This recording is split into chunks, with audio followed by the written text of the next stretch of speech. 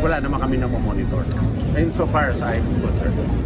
Bagaman naka-red alert status ang puwersa ng Sandataang Lakas ng Pilipinas sa gitna ng idinaraos na rally ng isang religious group, sinabi ni Defense Secretary Gilberto Teodoro Jr. na wala silang namomonitor na anumang seryosong banta sa seguridad sa bansa. Paliwanag ng Defense Chief, routine at normal na anya ang hakbang na pagdedeklara ng red alert status ng AFP sa tuwing may malaking pagtitipon o mga kilos protesta. Anya, support lamang ang papel ng AFP sa Philippine National Police upang matiyak ang kapayapaan at kaayusan. Well, routine lang naman yan. There's ongoing coordination with the PNP. Ang AFP ay support lamang sa PNP pang pangalagaan yung katahimikan.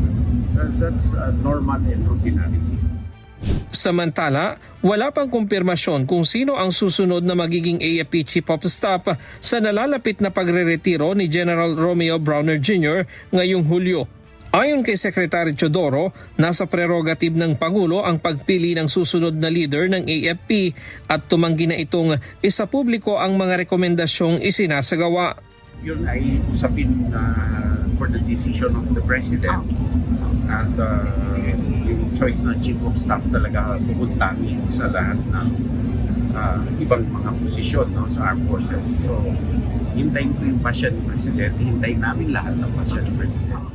Sinabi rin ng kalihim na mahalagang maipagpatuloy ng susunod na AFP Chief of Staff ang mga reformang sinimula ni General Browner. Nonetheless, yung succession very important at mahirap din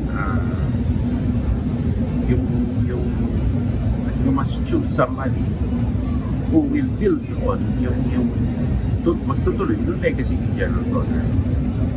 At mahirap yung standard na nakita ni General Browner na makataas, whether sa local at sa international at saka sa overall management ng joint supports ng AFP at katulong po sa reforms na kinakailangan gawin at saka sa transition from solely ISO to both. Iginiit naman ng Defense Secretary na mananatiling nakatuon ang AFP sa pagpapanatili ng seguridad at pagpapatuloy ng mga reforma sa Sandataang Lakas habang hinihintay ang magiging desisyon ng Pangulo sa susunod na AFP Chief of Staff. Kaugnay naman ng mga batiko sa kanyang mga pahayag tungkol sa issue sa West Philippine Sea, iginiit ni Teodoro na pawang katotohanan ang kanyang mga sinasabi. Sa akin naman, taong bayan na maghuhusga eh. Wala naman ako sinabi na hindi totoo. Totoo naman lahat na sinasabi ko. At hindi ko problema kung wala naniniwala sa kanila. Problema nila yon. Palagay ko tumingin sila sa salamin. At hindi naman Chinese ang kalaban natin dito na tao. Communist Party ng China at saka gobyerno nila na nag-aagaw ng teritoryo at babaliktad ng istorya. No?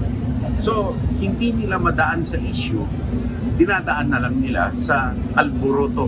Di ba yun ang statement ko? Sa alboroto. Samantala, hinggil naman sa inihaing kaso laban sa kanya, kaugnay umano ng Maltese passport. Sinabi ni Teodoro na hahayaan na lamang niyang umusad ang proseso. Kung nagsampa, tignan natin ang kalalabasan. Kaso yun. Matagal ko nang clarify yan. Ayaw nila maniwala. E di patunayan nila. Sila nagsasampa, di patunayan nila. Ryan Lacanlale, humahataw sa Balita Ngayon.